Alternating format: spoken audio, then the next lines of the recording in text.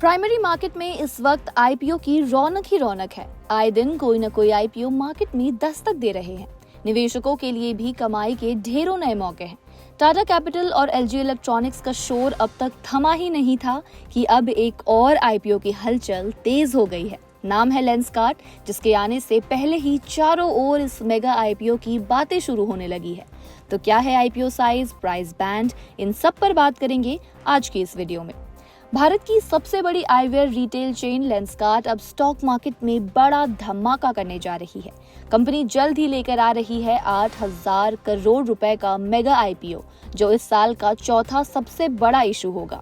जहां Tata capital, HDB financial services और LG electronics पहले ही सुर्खियों में है, वहीं लेंसकार्ट भी निवेशकों के बीच चर्चा का विषय बन गई है। मार्केट एक्सपर्ट्स के अकॉर्डिंग कंपनी नवंबर 2025 के पहले हफ्ते में आईपीओ को लॉन्च कर सकती है, जबकि प्राइस बैंड का ऐलान अक्टूबर के आखिर तक किया जा सकता है। एक्सपर्ट्स का मानना है कि कंपनी इस समय बढ़ते निवेश उत्साह और बड़े पब्लिक इशू की लहर का लाभ उठाना चाहती है।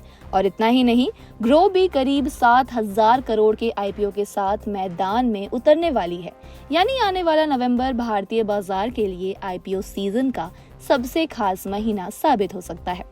कंपनी के इस आईपीओ में 2,150 करोड़ रुपए का फ्रेश इशू शामिल होगा, जबकि 13.23 करोड़ इक्विटी शेयरों की बिक्री ऑफर फॉर सेल यानी ओएफएस के तहत मौजूदा शेयर होल्डर्स द्वारा की जाएगी। इस ओएफएस में प्रमोटर्स पीयूष बंसल, नेहा बंसल, अमित चौधरी और सुमित कपाही के साथ साथ कई प्राइवेट इक्विटी फर्म्स भी अपनी हिस्सेदारी बेचेंगे। इस मेगा इशू के लिए Kotak Mahindra capital, Morgan Stanley, city, evidence, axis capital जैसे बड़े नाम लीड बुक रनिंग मैनेजर्स के रूप में शामिल है।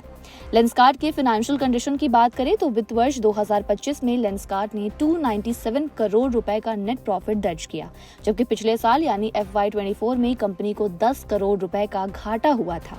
कंपनी की रेवेन्यू इनकम FY25 में 6,652 करोड़ रुपए रही, जो पिछले साल के 5,428 करोड़ की तुलना में गजब की बढ़ोतरी दिखाता है। तो लेंसकार्ट के लिए ये आईपीओ सिर्फ पूंजी जुटाने का अवसर नहीं, बल्कि अपने ब्रांड एक्सपेंशन और डिजिटल ऑपरेशन को ग्लोबल लेवल पर विस्तार देने का एक रणनीतिक कदम भी साबित हो सकता है। इंडस्ट्री एक्सपर्ट्स के अकॉर्डिंग कंपनी का मजबूत brand value, scalable business model और लगातार बढ़ती ऑनलाइन डिमांड इसे निवेशकों के लिए एक आकर्षक ऑप्शन बनाते हैं।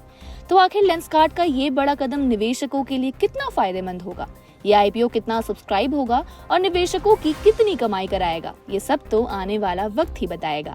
तो वैसे ही बिजनेस फाइनेंस की सारी खबरों से अपडेटेड रहने के लिए आप देखते रहिए जागरण बिजनेस।